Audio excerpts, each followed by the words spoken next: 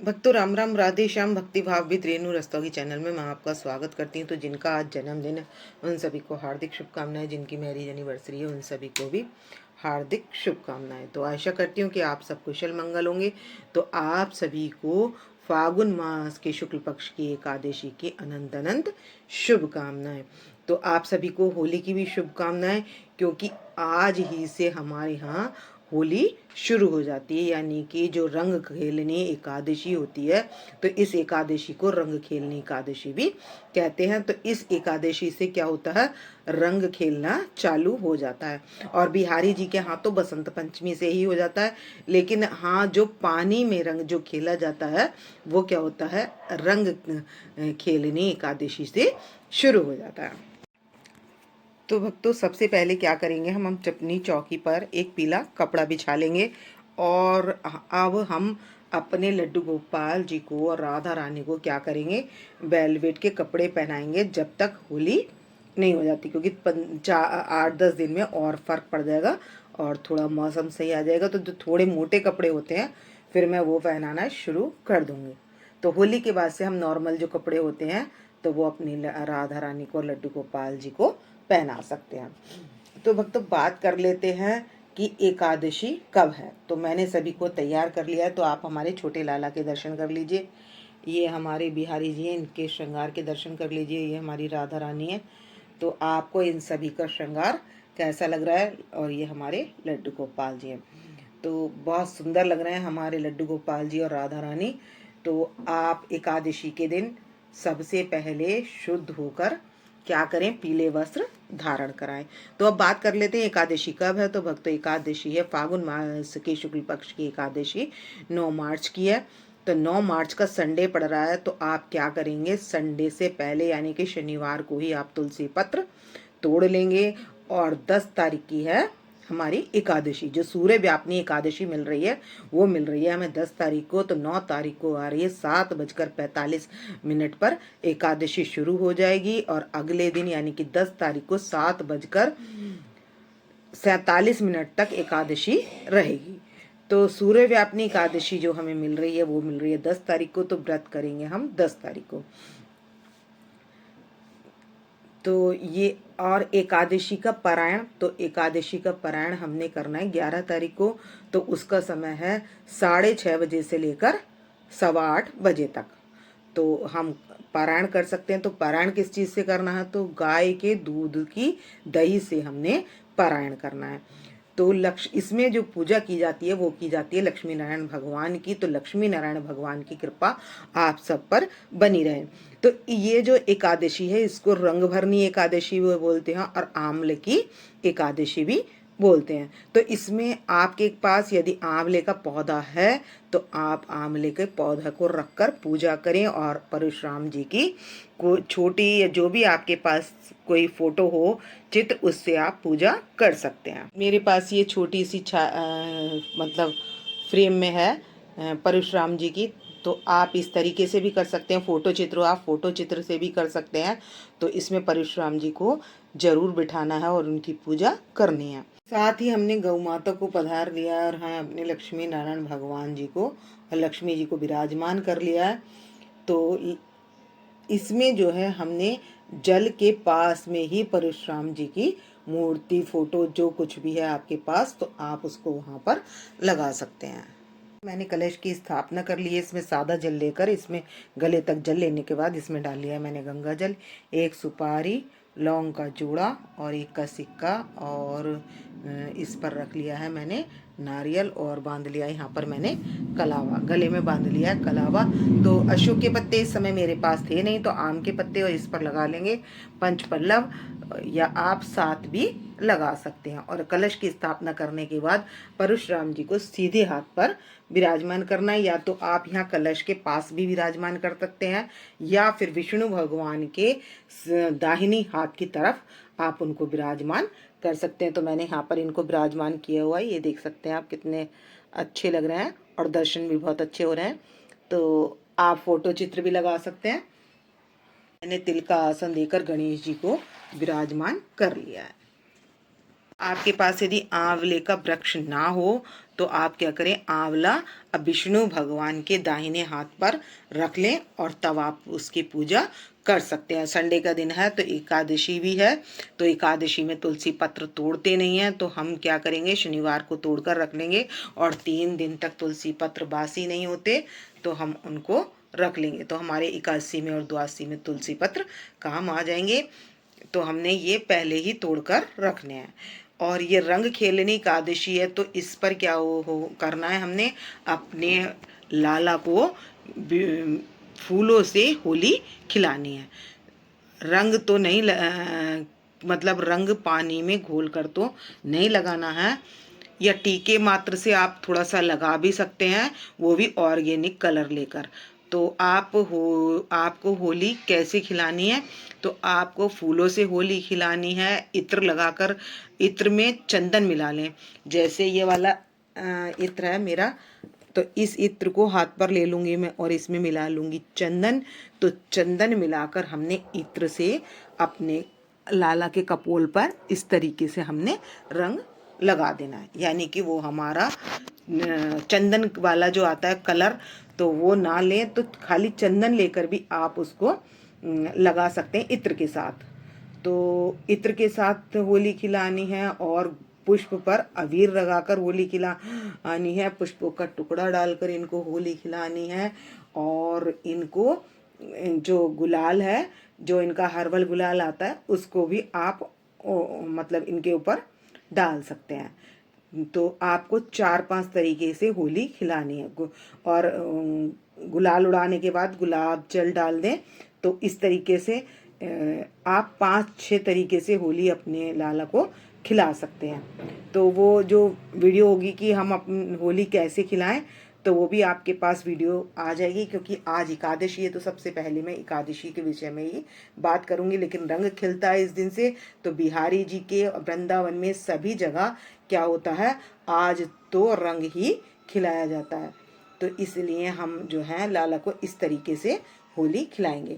और हमने इस बात का जरूर ध्यान रखना है कि हमारे लाला को बाल रूप में हम सेवा करते हैं तो ठंड ना लगे। तो जैसे गुलाब जल है, उसमें क्या करेंगे, हम जो फूलों का रंग होता है, यानी कि जो फूल होते हैं, उसको मैं सुखा लेती हूँ और पीसकर उसमें चंदन मिलाकर, और उसका मैं इनका ऑर्गेनिक गुलाल बनाती हूँ। उस गुलाल को मैं अपने बिहारी जी के, राधा रानी के, सबके लगाती हूँ। तो फूलों का जैसे टुकड़ा हो जाता है, उसको मैं धूप में सुखा लेती हूँ। सूखने के बाद ना पिस जाते हैं जल्दी से। उसमें मिला है चंदन पाउडर। तो चंदन पाउडर आप अष्टगंध चंदन भी ले सकते हैं, कोई सा भी ले सकते हैं, तो वो सूखा चंदन भी लगा सकते हैं। और उसको चाहे तो हम पानी में घोल भी सकते हैं। और यदि आप उनको फूलों को टुकड़े को सुखाना नहीं चाहते, तो आप फूल का टुकड़ा पानी में ही डाल दें, तो वो पानी का कलर ही मिल जाएगा। और उसमें चंदन मिला के फिर वो पानी वाला कलर भी हम बना सकते हैं, चंदन का कलर। तो इस तरीके से हम अपने लड्डू गोपाल जी के साथ होली खेल सकते हैं। तो मैं जल के लोटे में ये पुष्प डालकर इसी से सबके छींटा लगा दूंगी और सबका शुद्धिकरण कर लूँगी। कुशा से भी कर सकते हैं, और आप इनको जल छिड़क कर भी मतलब पुष्प से जल छिड़क कर भी इनका शुद्धिकरण कर सकते हैं। अब मैं इनको सभी को पहुँच लूँगी। अगर आप तुलसी पत्र तोड़ना भूल भी जाएं तो आप तुलसी की माला भी पहना सकते हैं। और अगर तुलसी की माला भी नहीं पहना पाए हैं, आपके पास कम है या किसी कारण से वो भी नहीं पहनाते हैं, तो आप तुलसी की लकड़ी भी रख सकते हैं और तुलसी की लकड़ी का दीप भी जला सकते हैं। और हमने गणेश जी को पहना दिया जनेऊ, और अपने विष्णु भगवान जो लक्ष्मी नारायण भगवान है, तो उनको भी मैं येलो जनेऊ धारण करा दूंगी। तो साथ के साथ मैं इन्हें भी जनेऊ धारण करा दूंगी और सभी को पहना देंगे वस्त्र, कलावे रूपी वस्त्र पहना दूंगी। तो मैं यहाँ गणेश जी के पास कलावा अर्पित कर दूंगी और अपने विष्णु भगवान जी के पास और लक्ष्मी नारायण भगवान जी के पास, सभी के पास मैं कलावा अर्पित कर दूंगी। तो मैंने सभी के पास कलावा अर्पित कर दिया है। और यहाँ पर अपनी लक्ष्मी नारायण भगवान जी के पास भी लक्ष्मी जी की तरफ रेड और येलो विष्णु भगवान जी की तरफ अर्पित कर दिया, और बुक पर भी मैंने कलावा अर्पित कर दिया है। और अब लगा लेंगे हम रोली से टीका। तो गणेश जी के तो हम रोली से लगाएंगे, और विष्णु भगवान जी के और हम कान्हा जी के सबके लगाएंगे चंदन से टीका। तो मैं यहाँ पर राधा रानी के और अपनी लक्ष्मी माता के सभी के रोली से लगा दूंगी और गौ माता का भी रोली से तिलक कर देंगे। तो हम अपने बिहारी जी के भी चंदन से लगा देंगे। तो मैंने ये चंदन से तिलक लगा दिया है अपने बिहारी जी के, छोटे लाला के, और यहाँ अपने लड्डू गोपाल जी के और लक्ष्मी नारायण भगवान जी के।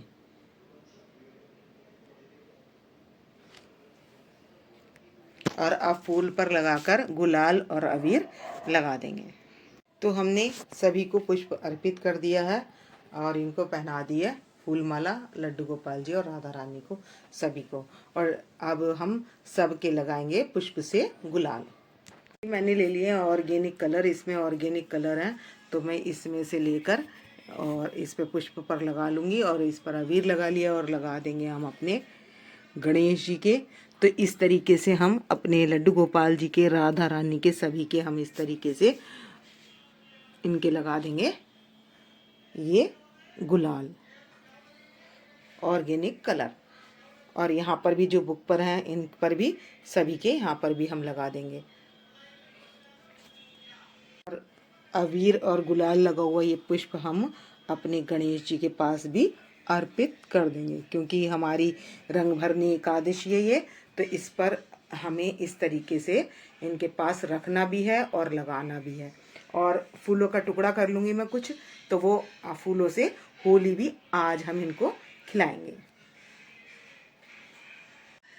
तो आप चाहें तो सावत पुष्प भी ले लें या टुकड़ा भी ले लें, और आप 2-3 तरीके के भी फूलों का टुकड़ा भी ले सकते हैं। तो अपने लड्डू गोपाल जी के ऊपर इस तरीके से फूलों से होली खिला देंगे। तो मेरे पास इस समय फूल कम थे, क्योंकि मैं फ्रेश लेकर आऊँगी, तो इस तरीके से। और मैंने अपनी राधा रानी के पास वाइट कलर का पुष्प चढ़ा दिया है और उस पर लगा लूँगी मैं गुलाब का पंखड़ी।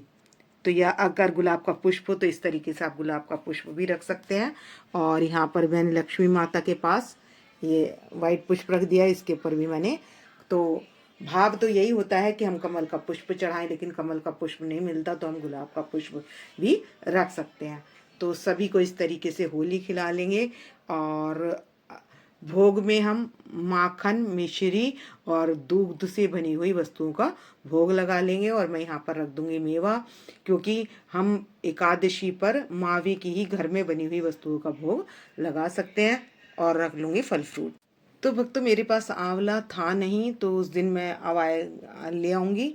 और आंवले को आप रख सकते हैं, जैसे यहाँ पर मैंने ऐसे रखा है, तो विष्णु भगवान के दाहिने हाथ पर आप आंवले को रख दें। पेड़ हो वो भी दाहिनी तरफ लगाएं और फल हो तो उसको भी दाहिनी तरफ रखें। और यहाँ मैंने ड्राई फ्रूट और ले लिया माखन, मिश्री, और मैंने सभी चीज़ों का, फल फ्रूट का इनको लगा दिया है भोग। तो आप पीले चाहे केला भी ले सकते हैं, मौसमी फल जो भी आप लेना चाहें वो आप इनको भोग लगा सकते हैं। तो अब कर लेंगे हम कथा शुरू। मैंने दीपक जला लिया है और अब कर लेंगे कथा। और यहाँ पर भी एक दीप, अखंड दीप जलाकर रख देंगे कलश के बराबर में, तो वहाँ भी अखंड दीप जला लेंगे।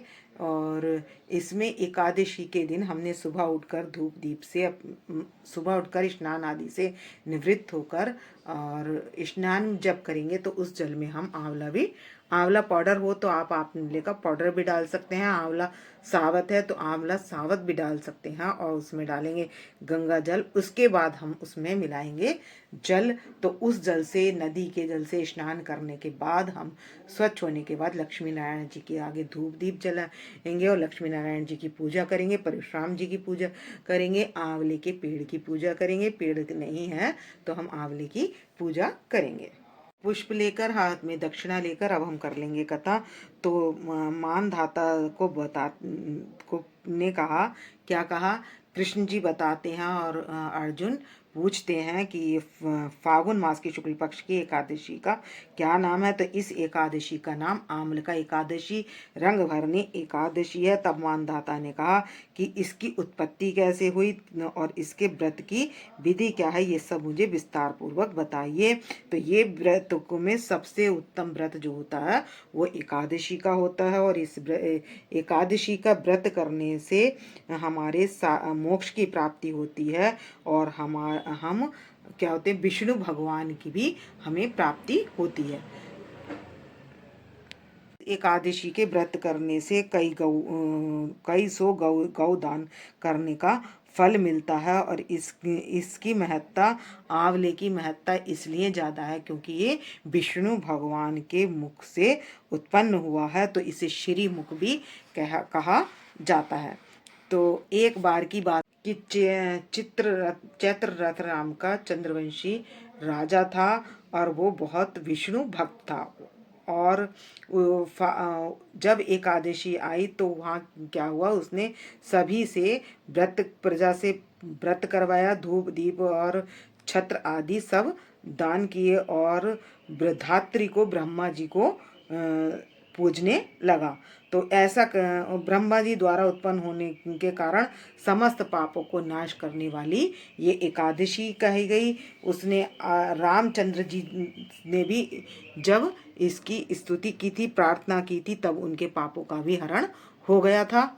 इसी एक के नगर में एक बहेलिया आया, वो दुराचारी था और वो कुटुंब का पालन जीव हिंसा करके करता था। तो जब वो उधर आया तो इसने मंदिर में देखा, तो वह मंदिर के एक कोने में बैठ गया और उस दिन थी एकादशी फागुन मास की, और उससे रात्रि जागरण हो गया और वहाँ पर उसका व्रत भी हो गया। और व्रत समाप्त होने के बाद वो अपने घर को चला गया। तो कुछ समय व्यतीत होने के बाद बहेलिये की मृत्यु हो गई। बहेलिया तो पापी था, लेकिन उसने इस आम्ल की एकादशी का व्रत किया था और उसने रात्रि जागरण किया था। इस कारण से वो अगले जन्म में राजा हुआ और बहुत अच्छा उसको वैभव प्राप्त हुआ। वो अगले जन्म में विदुरथ के यहाँ जन्म लिया और उसका नाम बासुरथ रखा गया।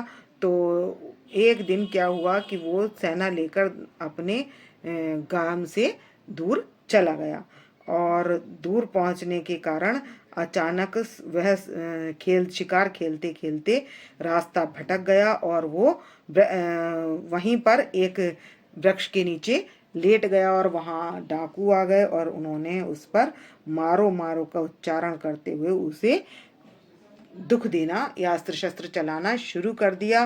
तो उस एकादशी के प्रभाव से क्या हुआ, जो अस्त्र शस्त्र डाकुओं ने चलाए थे उसका प्रहार किस पर होने लगा, उन डाकुओं पर ही होने लगा। जो अस्त्र चला रहे थे वही उससे घायल हो रहे थे और उसको विदुरथ को क्या हो रहे थे, फूलों के समान महसूस हो रहे थे। उसको कोई परेशानी नहीं हुई और बस ये देखते देखते उसको मूर्छा आ गई। और जब उसकी मूर्छा खुली तो उसने देखा कि कोई एक लाल अग्नि निकल रही है जो काल के समान प्रतीत होती है। और देखते देखते उसने डाकुओं का संहार कर डाला।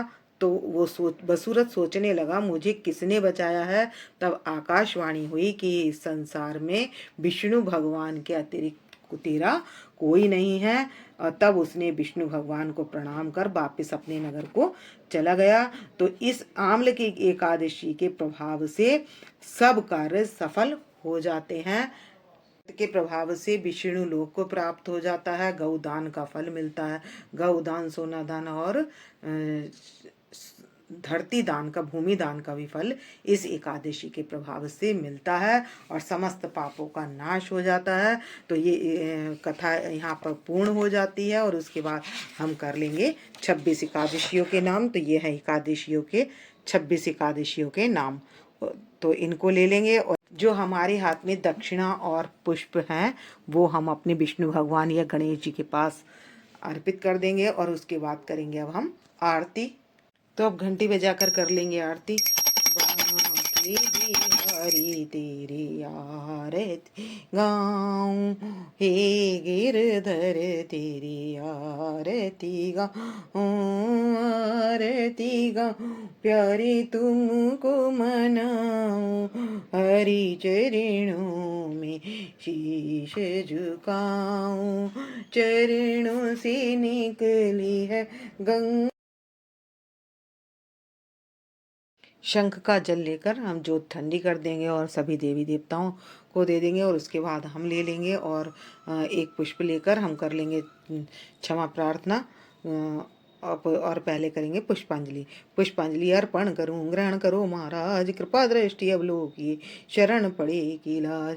और इसको पुष्प को हम गणेश जी के पास अर्पित कर देंगे। तो 3 बार बोलने के बाद ये हमने पुष्प अर्पित कर देना है। और उसके बाद हमने करनी है क्षमा प्रार्थना। कर्पूरी गौरम करुणा उदारम संसारी सारम भुजगेन्द्रहारम सदा वसंतम हृदयारविंदे भवम भवामी सहितम नमामि। तो भक्तों इस वीडियो का करूंगी मैं यहीं पर एंड। यदि आपको मेरी वीडियो पसंद आए तो प्लीज़ लाइक करें, सब्सक्राइब करें और शेयर करना ना भूलें। और कमेंट सेक्शन में लक्ष्मी नारायण जी के चरणों में हाजिरी लगा सकते हैं। तो मिलते हैं नेक्स्ट वीडियो में। भक्तों राम राम, राधे श्याम।